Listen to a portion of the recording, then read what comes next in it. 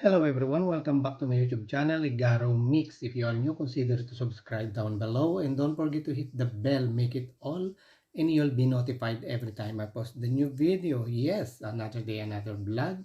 Now I'm here in the small town and municipality of Trevignano Romano in the metropolitan city of Rome in the region of Lazio in central Italy with a population about 5,000 or more. It is located in the volcanic lake of Bracciano.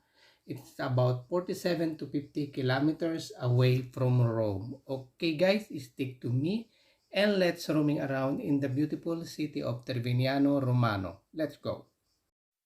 This is the Civic Museum. Actually guys, I come to close here and ask the information but they are not open today.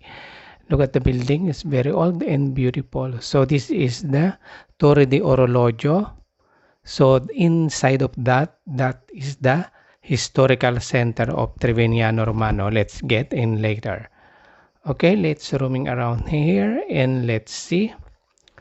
So there is a small way or street going up full of olive trees.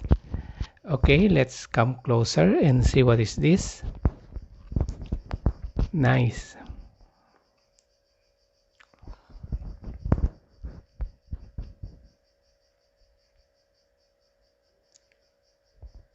So, okay, this is the structure.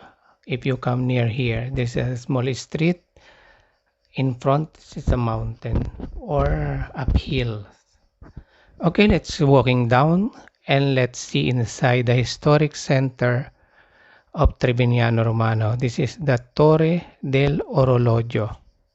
The clock tower marks the entrance to the historic center of the Trevignano Romano, erected as gateway to the village during the medieval period. It was part of the defensive wall built in the 12th century under Pope Innocent III. Okay, I turned the camera to see at the back of the Torre del Orologio. Okay, let's continue to walk and join me to explore the historic center of Trevignano Romano. Let's go. Look at the structure of the houses. It's very old. Obviously, this is more than 100 years. And then look at this. The street is not so wide. Look at this. So the door of the houses is touched on the ground. So unlike other residential building in the city of Rome, it's about 12 to 15 floor. So before you enter at the residential building, you have the door bell and get in the main door. Unlike here, look at this. It's an old style. So there is an old chair. So the building houses is full of plant, the creeping plant. Okay, let's continue to walk and explore this beautiful historic center of Trevignano Romano. So the stairs here and old also. Look at the pavement. So nice.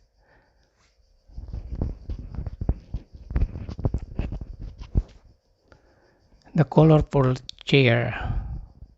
What is this? The drawing. So if I'm not mistaken, this is the Via del Castello, one of the important street here in Trevignano Romano, because Via del Castello, you will catch the glimpse of daily life and spot small balconies overlooking the main square, offering the unique perspective. Continuing up the winding street, you will arrive just behind the Church of the Assumption at the start of the path leading to the ancient castle ruins, and you will be amazed to realize are standing at the very heart of history. Actually guys, this street is going up to the Church of Assunta, the old church or the main or the cathedral here in Trevignano Romano. Okay, let's walking up. This, I'm not sure if it has open. So this is the Assunta Church. So let's see the beautiful view from here, from the top. Okay, there is a picture here. The name is Vincenzo Eletto. Okay, look at the beautiful view from the top near the Assunta Church. The lake is so colorful. I like the color of the lake, so blue. Okay, this is the way going up to the Rocca del Trevignano. Okay, this is a small church here, or let's say the image of Virgin Mary. So let's walking up the stairs to reach the Rocca of Trevignano Romano, and let's see the beautiful view from the top. So I've seen so many bees, the black bees, so it's a little bit dangerous here. So in front of us is the ancient Rocca. Okay, that one. We almost arrived, and let's continue. Here we are. Nice, it's beautiful.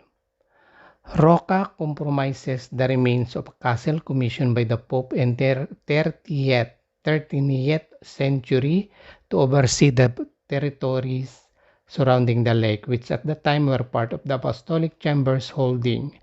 During the Renaissance, Trevignano became part of the estates of the Orsini family, a powerful Roman dynasty that between 15th and 16th century acquired the land surrounding Lake of Bracciano. Okay, let's continue to walk at the beautiful historic center of Trevignano Romano. Okay, look at this. So it's very nice. Actually, guys, I like the place like here. Very historical and old, but full of history. Okay, let's continue and let's see what's we can see in this area.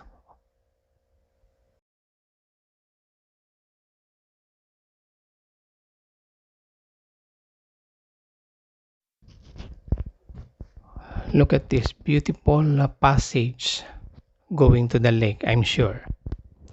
Okay, let's continue. We almost done the historic center of Trevignano Romano. Nice. So beautiful. I like that. Okay, after this, we were going to the lake of Trevignano Romano.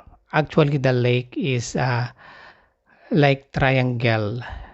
You know, I mean triangle because in this part, this is Anguillara, that at the left side in front of us.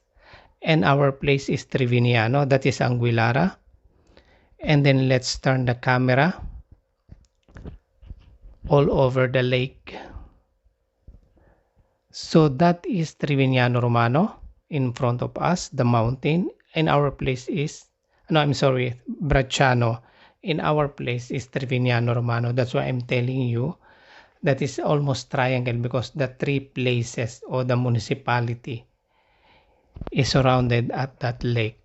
But normally, the lake is derived the name of Bracciano. That's why this we call Bracciano Lake. Okay, let's explore and continue this along the shore of the lakes. So many restaurants along this at the right side. So I feel hungry because it's almost mid-noon or 12 o'clock in the afternoon. So if I will find the restaurant that I can feel to dine in, because there are restaurants not yet open. Normally it will be open at night, but it's not too much tourists, so few of them will be open just to give way to eat the tourists or visitors here. Okay, let's continue to walk. Anyway, walking along this lake is not so annoying.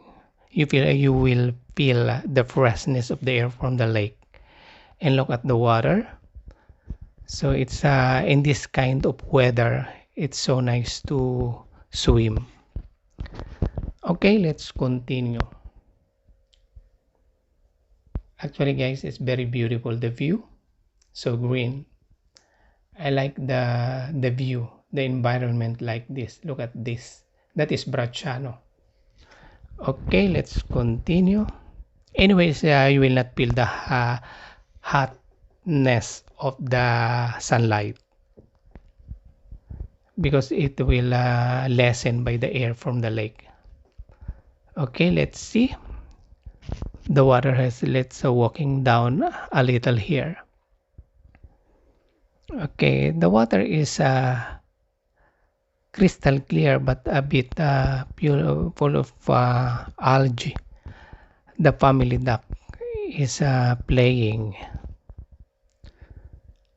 Okay, let's walking along that area in front of us. Okay, so I'm here in the lake of Trevignano Romano. Actually, this is lake of Bracciano Romano. Okay, I feel the water is a little bit warm because of the sunlight. Look at this. Wow, it's so beautiful. I will turn the camera around this part. So this is the one. Okay guys, I will stay for a while to stare the beautiful view in the lake. Look at this.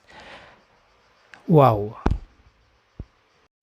The view behind me. Look at this. Very beautiful. Okay, let's continue to explore.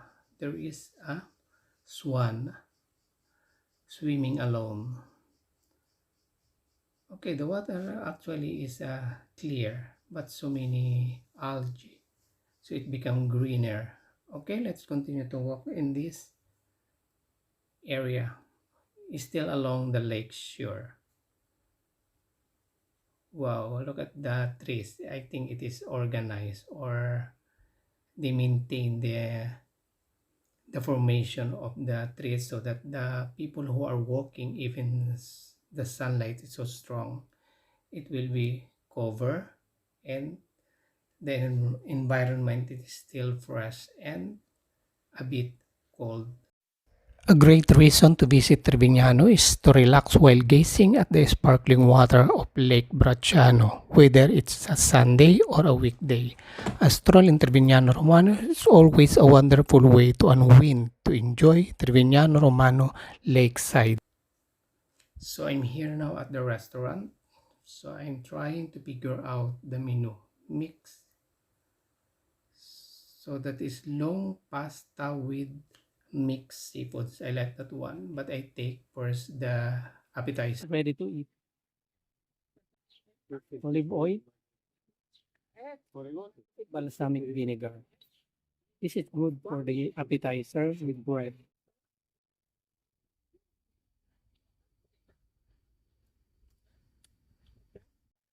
Bruschette.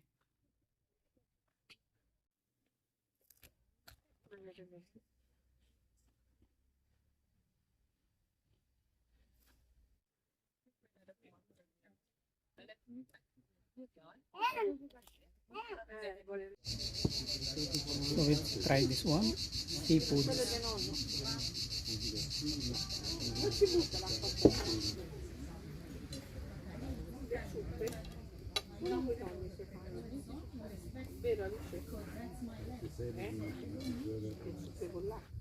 Okay guys, after the lunch, so very nice food. I eat seafoods with pasta.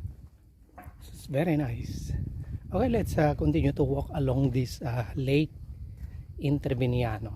Okay, it's very beautiful. So stick to me here.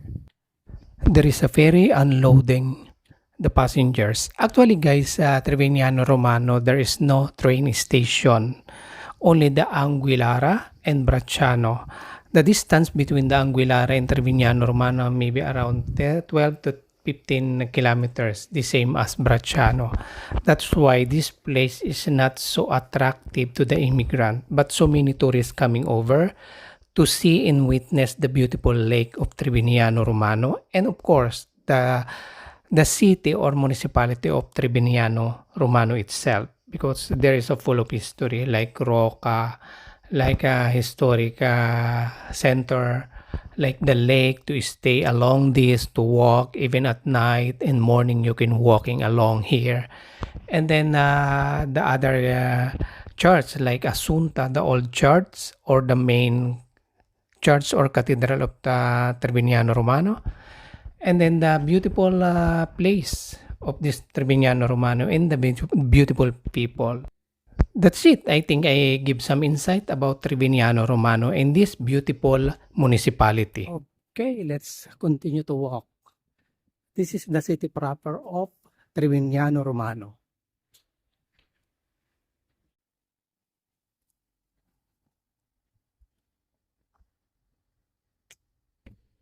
So we'll continue to walk until the historic place.